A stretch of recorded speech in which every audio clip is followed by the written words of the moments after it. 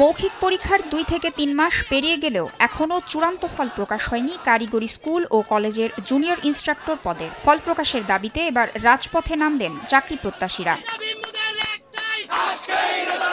রোববার রাজধানীর আগারগাঁওয়ে বাংলাদেশ কর্ম কমিশন বিপিএসসির সামনে ব্যানার আর প্ল্যাকার্ড হাতে সমাবেশ ও মানববন্ধন করলেন তারা। 2021 সালে আমাদের নিয়োগ বিজ্ঞপ্তিটা প্রকাশিত হয় এবং আমরা 2023 সালে ভাইবা সম্পন্ন করি।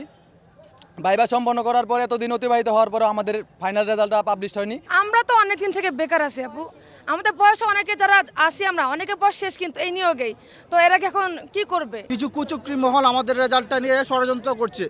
প্রধানত তারা কারিগরি শিক্ষাকে তারা ধ্বংস করে দিতে চায়। তারা চায় যে কারিগরি শিক্ষা যেন উঠে না দাঁড়াতে পারে, যেখানে উন্নত বিশ্বে জাপানে আপনার 73% কারিগরি শিক্ষার হার। মাত্র 12% শিক্ষক দিয়ে কিভাবে আপনারা এ দেশকে উন্নয়ন করবেন, কিভাবে কারিগরি সেক্টরে উন্নয়ন করবেন? আজকের সিঙ্গাপুর এমনি সিঙ্গাপুর হয়নি, তারা কারিগরির বিপ্লব হয়েছে।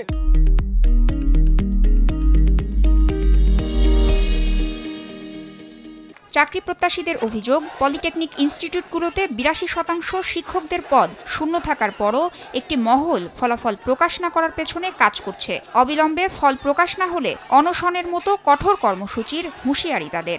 আমরা 3 বছর 4 বছর পার হয়ে যাচ্ছে, কিন্তু আমাদের কোনো এখনো রেজাল্ট দিচ্ছে না। যদি আজকের মধ্যে রেজাল্ট না দেয় তাহলে আমরা অনশনে যাবো, আমরা অনশনে যাবো। আজকে রেজাল্ট চাই, আজকে রেজাল্ট না নিয়ে আমরা ঘরে ফিরবো না। 2-3 মাস হলো ভাইবা শেষ হয়ে গেছে, দবাই আজ পর্যন্ত পিএসসি রেজাল্ট দিতে পারতেছে না। কি জন্য, কোন ষড়যন্ত্রের জন্য আমরা রেজাল্ট পাচ্ছি না? জুনিয়র ইন্সট্রাক্টর নিয়োগ দেওয়া হয় 3 থেকে 3.5 বছর আগে, সেখানে আজ পর্যন্ত পিএসসি তাদের কার্যক্রম সম্পন্ন করতে পারে নাই। বিগত 2 মাস আগে তারা ভাইবা সম্পন্ন করছে এবং এখানে অবৈধ ক্রাফট যারা 2020 সালে করোনার ভিতরে রাতের আধারে নিয়োগপ্রাপ্ত হয়েছে, শিক্ষা সচিব যে ছিল সে টাকা খেয়ে 1 সপ্তাহের ভিতরে নিয়োগ বিধি পরিবর্তন করে তারপরে এই অবৈধ ক্রাফটদের নিয়োগ দেওয়া হয় কারিগরি শিক্ষাকে ধ্বংস করার জন্য।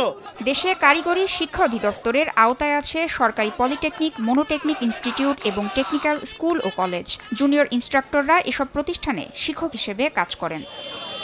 তাসনিয়া নিশাত, মিম, সময় সংবাদ, ঢাকা।